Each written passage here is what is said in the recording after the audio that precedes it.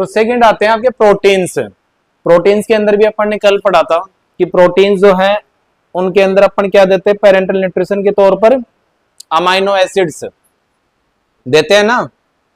और वैसे भी नॉर्मली अपन बात करें कि ओरल रूट के द्वारा अपन अगर प्रोटीन ले रहे हैं तो प्रोटीन मेटाबॉलिज्म का एंड प्रोडक्ट क्या होता है, क्या होता है?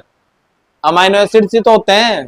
प्रोटीन के मेटाबॉलिज्म से जो एंड प्रोडक्ट मिलता है अपने को क्या मिलता है? Amino acids. तो अपन पेरेंटल न्यूट्रिशन के अंदर डायरेक्टली क्या देते हैं? Amino acids. ठीक है। दूसरा, आपके जो प्रोटीन के द्वारा एनर्जी नीड कंप्लीट होती है किसकी? पेरेंटल न्यूट्रिशन की या बॉडी रिक्वायरमेंट की, वो होती है आपकी लगभग 15 से 30%, 15 to 30% कैलोरिक नीड या जो एनर्जी नीड है पेरेंटल न्यूट्रिशन के द्वारा बॉडी की, वो अपन प्रोटीन के द्वारा फुलफिल करते हैं।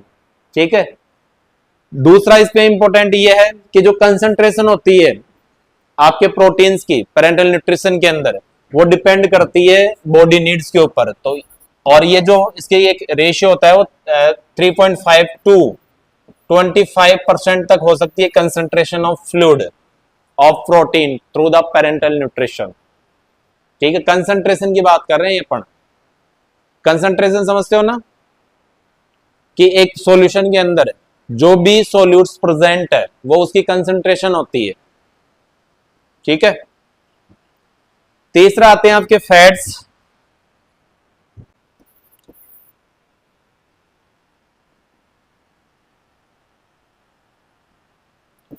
तो फैट्स के द्वारा या जो आपके लिपिड्स हैं, लिपिड्स के द्वारा जो बॉडी की नीड कंप्लीट होती है वो लगभग 30% होती है। कितनी होती है?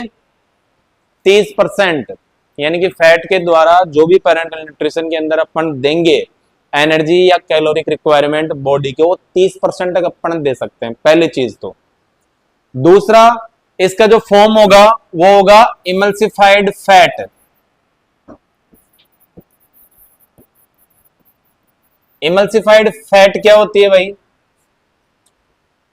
जो भी फैट सॉल्यूशंस हैं या सब्सटेंसेस हैं उनको इमल्सिफाइड किया जाता है। इमल्सिफाइड मतलब उनको प्रिपेयर किया जाता है इस फॉर्म के अंदर ताकि वो बॉडी के अंदर जाए और जाते ही अपना काम करना स्टार्ट कर दे। मतलब कन्वर्टेड फॉर्म होती है लिपिड्स की, फैट्स की, जो बॉडी के द्वारा एब्जॉर्ब कर ली जाती है डायरेक्टली। ठीक है। इसके एग्जाम्पल है जैसे लिनोलेइक एसिड होता है आपका, इसके अलावा आपका ओलेइक एसिड होता है, स्टेरिक एसिड होते हैं, इनके एग्जांपल्स हैं इमल्सिफाइड फैट के। इमल्सिफाइड फैट में आपके एग ब्रोथ भी होते हैं, मतलब एग का पार्ट भी होता है, एग भी होते हैं उसके अंदर।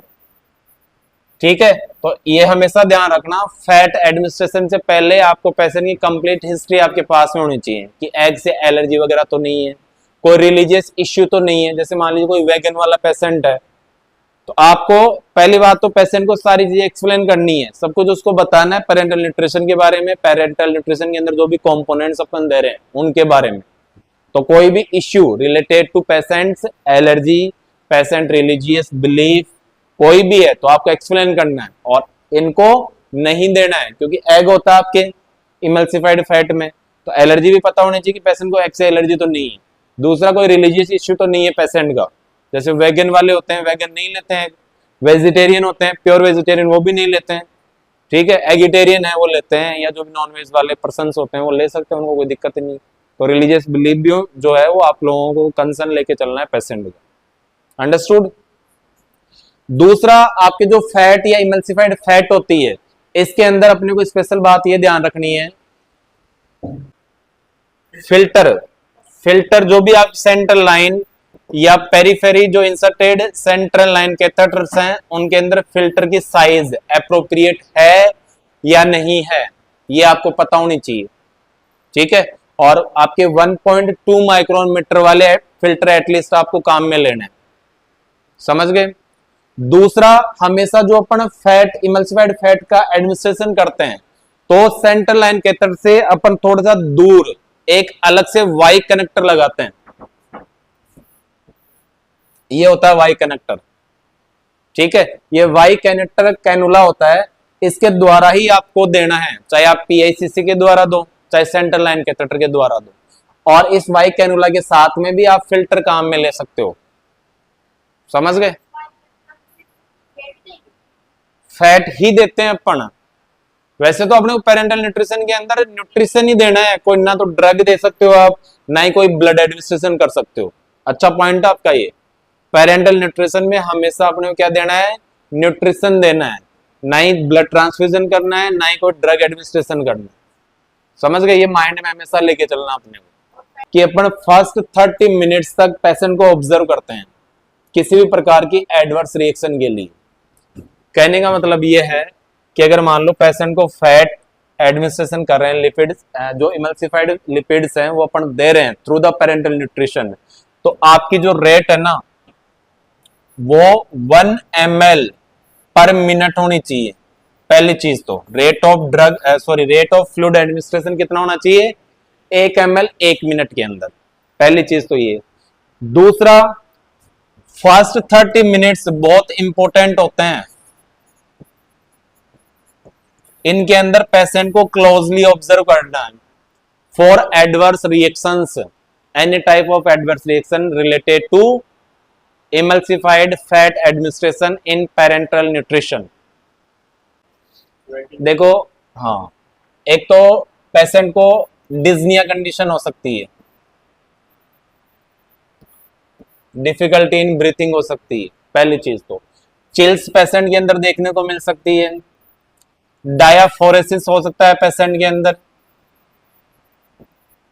ठीक है। इसके अलावा रेस्टलेसनेस देखने को मिल सकती है, टैकिकार्डिया टैकिपनिया कंडीशन डेवलप हो सकती है पेशेंट के अंदर, ठीक है। इसके अलावा अगर पेशेंट के अपना देखे तो टेम्परेचर जो है वो बढ़ जाता है, मतलब फीवर देखने को मिल सकती है पेशेंट के अंदर। तो ये कुछ इंपॉर्टेंट फीचर्स होते हैं एडवर्स रिएक्शन के। अगर इनमें से कोई सा भी फीचर प्रेजेंट है तो उसको क्लोजली ऑब्जर्व करना है फर्स्ट 30 मिनट्स के अंदर। और अगर 30 मिनट तक कोई भी एडवर्स रिएक्शन नहीं है पेशेंट के अंदर, तो जो भी प्रेस्क्राइब रेट ऑफ फ्लूइड है वो अपन स्टार्ट कर सकते हैं पेशेंट के लिए। जैसे मान लीजिए आपको 1 आवर्स के अंदर 500 ml फ्लूइड देना है या 1000 ml फ्लूइड देना है 1 आवर के अंदर, तो ये रेट अपन क्या कर सकते हैं, एडजस्ट कर सकते हैं आफ्टर 30 मिनट्स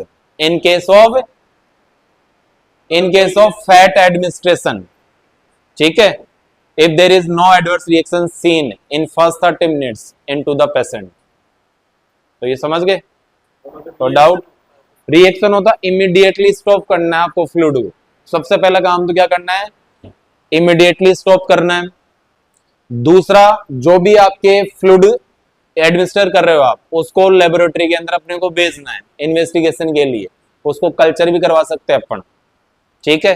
तीसरा, जो सेंट्रल लाइन कैथेटर है उनको भी, उस साइट को भी आपको असेस करना है कि वहां पे फ्लेबाइटिस तो नहीं है, वहां पे स्वेलिंग वगैरह तो प्रेजेंट नहीं है, ठीक है, वहां पे स्क्लेरोसिस तो नहीं बन रहा है। तो ये अगर साइंस प्रेजेंट है तो आपको इमीडिएटली अपने को वहां से चेंज करना है सेंट्रल लाइन कैथेटर या जो भी peripherally inserted central line catheter आपका, वो अगर ये साइन प्रेजेंट है। कौन कौन से साइंस,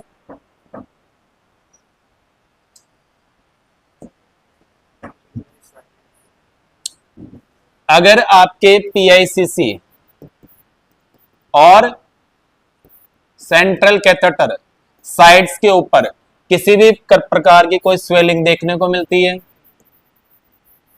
ठीक है, किसी भी प्रकार की कोई भी रेडनेस या साइंस ऑफ फ्लेबाइटिस देखने को मिलते हैं,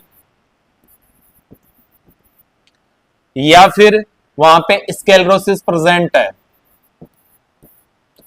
तो आपको क्या करना है, इमीडिएटली स्टॉप करना है जो भी फ्लूइड चल रहा है या जो भी पेरेंटल न्यूट्रिशन के द्वारा आप एडमिनिस्टर कर रहे हो उसको इमीडिएटली स्टॉप कर देंगे। दूसरा, आपको रिमूव करना है किसको, जो भी पीआईसीसी आपका या सीसी है उसको, और उसको लेबोरेटरी के अंदर इन्वेस्टिगेशन के लिए भेजना है। उसके टिप ऑफ कैथेटर होता है ना, उसको ऑलवेज कल्चर करवाना है लेबोरेटरी के अंदर, इमीडिएटली आपको सेंड करना है। और तीसरा जो भी साइट है, साइट को प्रॉपरली ड्रेसिंग करनी है साइट की, ताकि इन्फेक्शन या इन्फ्लामेशन आगे प्रोसीड नहीं हो, क्योंकि अपने को पता है कि ये डायरेक्टली लॉन्ग वेन्स के अंदर एडमिनिस्टर होता है, और लॉन्ग वेन यदि इन्फेक्टेड हो गई तो पेशेंट के लिए जो साइंस है, ये कंडीशन है, ये वर्जन हो सकती है, ठीक है, फैटल कंडीशन हो सकती है, पेशेंट की डेथ भी हो सकती है अगर आपने मिनिमाइज नहीं किया, कंट्रोल नहीं किया तो। याद रखना ही। एक क्वेश्चन आया भी था कि अगर मान लीजिए आपके थ्री वे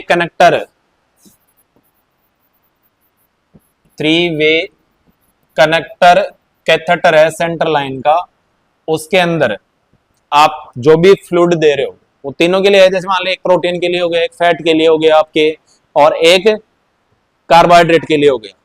अब उसके अंदर आप फ्लश कर रहे हो, फ्लश करते हैं जैसे मान लो 5 ml या 10 ml या 2 ml से आप फ्लश कर रहे हो कैथेटर को या उस पर्टिकुलर सेंटर लाइन को, तो फ्लश का जो फ्लूइड है वो जा नहीं रहा है, या जा रहा है तो हार्डली जा रहा है, ठीक है। तो उस कंडीशन के अंदर आप क्या करोगे, क्या करोगे, वेट करोगे या फोर्सफुली एडमिनिस्टर करोगे, ठीक है, या फिर असेस करोगे।